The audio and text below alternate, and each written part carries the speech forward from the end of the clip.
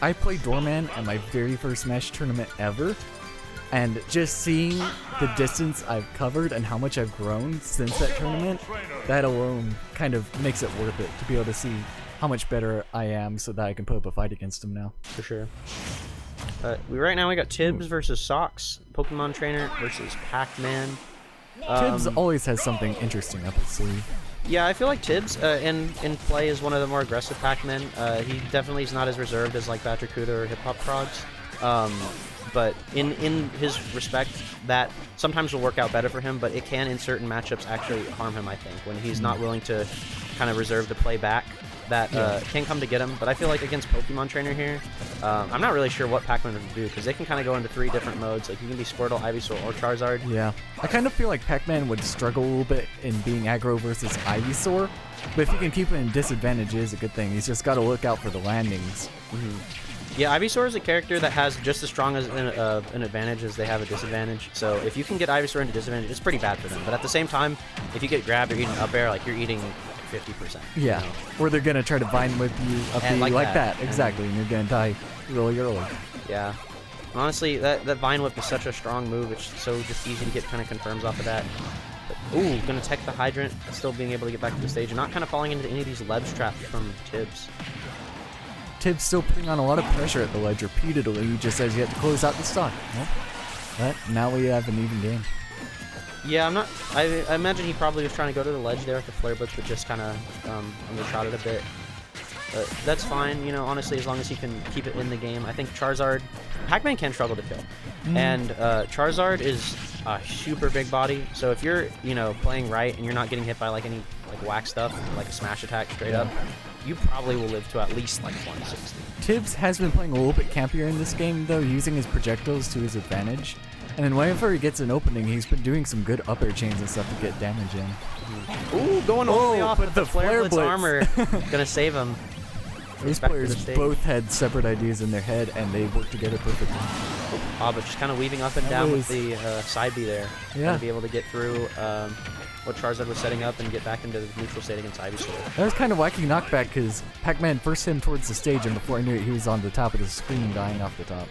Ooh, I like that, actually. He can't get down there because he'll just be hit back onto the trampoline. That is actually a really smart setup. Huh. That's really good. That up air, super strong. Gonna kind of eliminate Pac-Man's stock there. Take it down to even stocks, but Socks is at a deficit. Socks at a decent deficit. He definitely has some ground to make up, but with Ivysaur's powerful hits, if he can just get the advantage state going once or twice, he can definitely make it up. Oh, for sure. Honestly, like one conversion off of Ivysaur and you're at 50. Oh, but the key to success coming in, taking game 1 for Tibbs. Yeah, just gonna catch the neutral get up there. Probably wasn't ready to shield it, or maybe he was just still in the lag of the get up. Tibbs is gonna take that first game pretty good. I think he was only at like he was not very high on his last stop. No, he wasn't anywhere near death. I wouldn't say it was a commanding game, but he definitely, I think he had, you know, a good start there. He just kind of attacked at Sox's weak points, it seemed. He kept the pressure in all the right places. Yeah, Pac-Man, while being a character that's more known to play like campy and back, does have some combos. He can get in your face. His fair is like super fast. I don't know what frame it is. I want to say like 7 or less. That move is really good. He really is. And he can combo with up air. He has his grab game isn't the worst. It's just actually getting the grab because his grab isn't amazing. But we're gonna see going into game 2. What was the counter pick from Sox going to Town and City? Town and City. Okay. I don't know how to feel about this counter pick because what Pac-Man just did.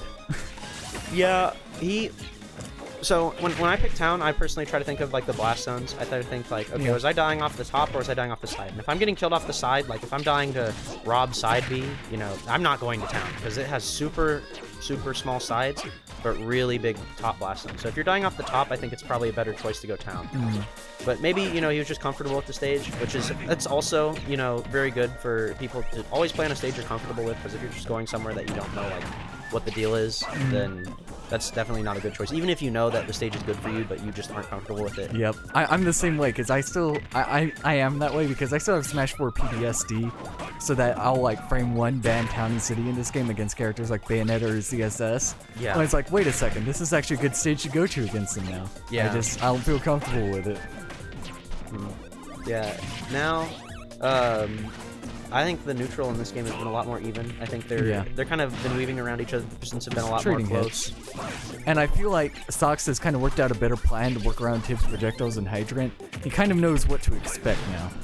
For sure. I think if he can get this first stock off of Tibs, it might be would force Tibs to play kind of a bit more aggressive, and I think he could punish him off of that. Because when Pac-Man is approaching you, not all of his options are safe. He has like fair and stuff like that. He has limitations. But yeah, if you understand how far he can go, then he's definitely not going to get something like too amazing. That back throw, I'm going to take it. I think he was at like 130. And I like these little platform cancels he's doing with the Vine Whip, you know, to kind of move around. Vine Whip is actually very good, so is Razor Leaf for just pressuring in situations. I feel like whenever Pac-Man or Tibs is camping with projectiles, he should use Razor Leaf more because it can clank with or beat out almost any projectile. For sure, that Hydrant That can be Hydrant beaten just out by anything. coming rolling on through. Yeah, once it's going, it's going. Looking like the beginning of Indiana Jones right there.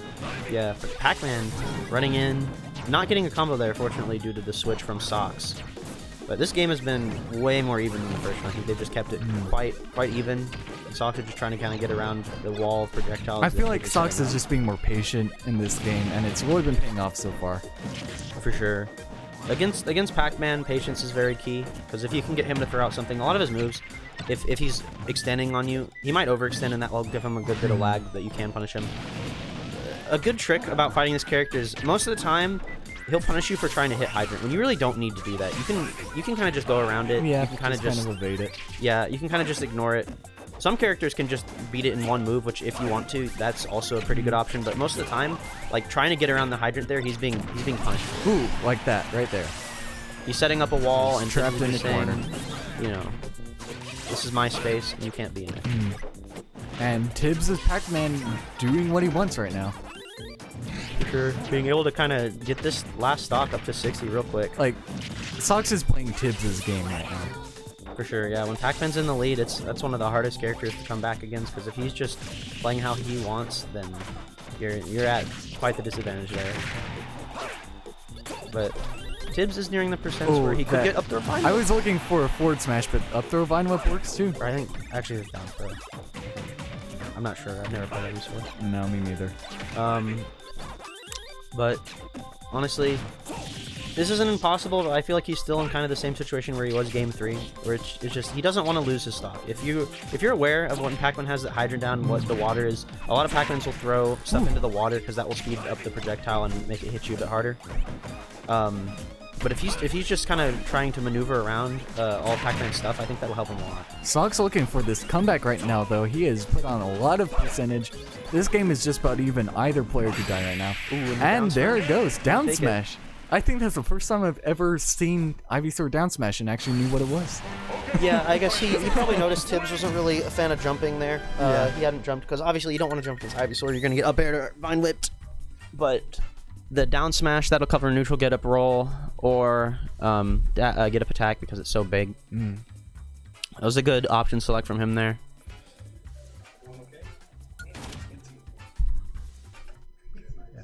I might have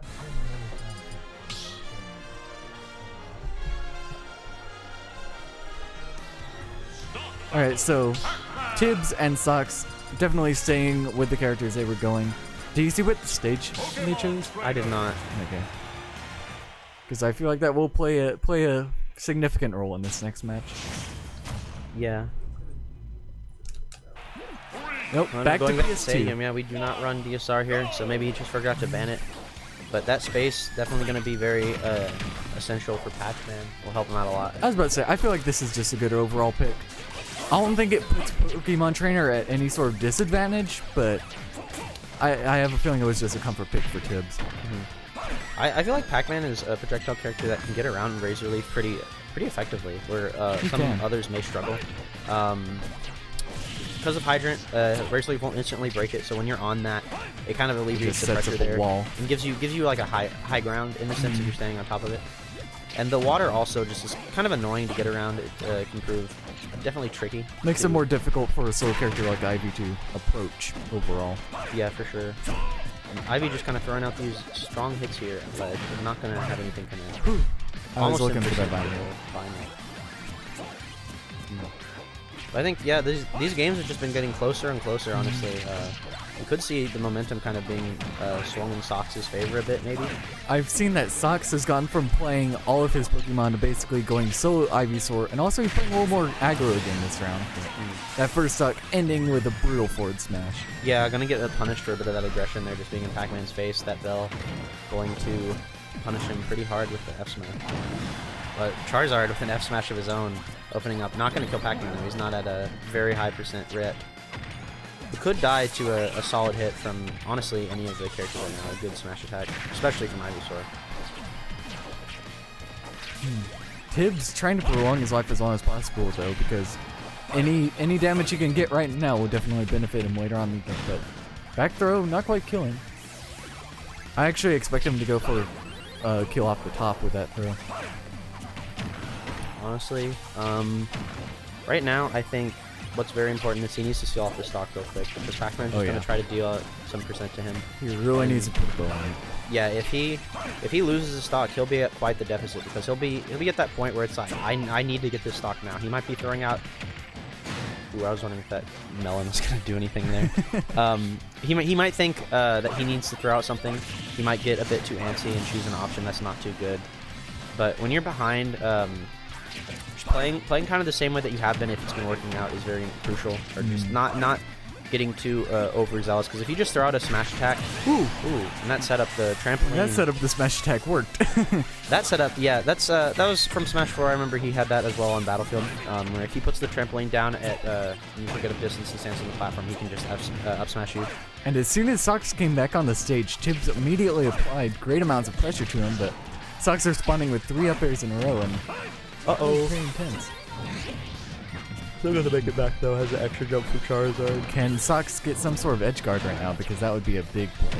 The Charizard does have the kill power, and he definitely needs to get a kill, but yeah, just gonna kind of get punished for the smash attack there. That really was not the best option he could have chosen, in my opinion. That get up attack at the very last second possible. For sure. Kind of saving his life there, but still at quite the deficit. Fair. Okay, last stock. Sox has a lot of ground to make up. Tibs just has to close out this stock to move on in winners, but that's no small matter for Pac-Man sometimes. Yeah, and honestly, if he plays this well, he really should not die for another 30% if he's not getting hit by anything just out of the blue, because Charizard is super heavy. Almost getting hit by the melon there. That probably would kill, but oh no, just missed the grab punish. I mean, I like the idea of going for the damage, but taking the damage in the meanwhile, leaving yourself open, probably not worth it. Indeed.